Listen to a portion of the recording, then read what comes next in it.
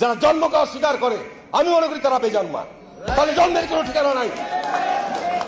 সেই দিন জনগণের সরকার আসবে, সেই দিন এই সংবিধানকে ছুঁড়ে ফেলে দেওয়া হবে। এই সংবিধান যে বিএনপি বাকশালী সংবিধানের প্রতি প্রেম দেখাবে তারে শহীদ জিয়ার ছবিটা সামনে এনে বলতে হবে যে এই বাকশালী সংবিধান তো জিয়াউর রহমানই ছুঁড়ে মারছিল।